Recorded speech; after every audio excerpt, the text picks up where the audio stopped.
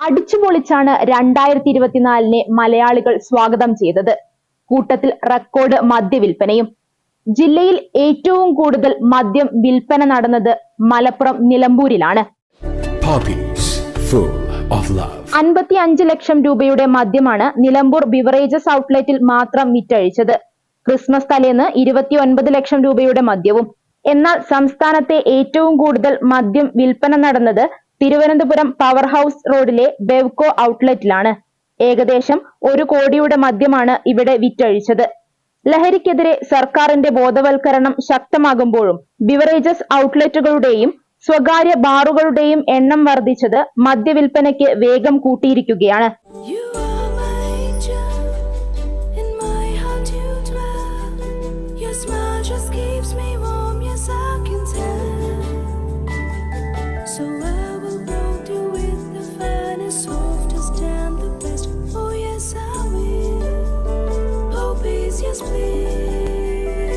Poppies, the way we love, the way we care.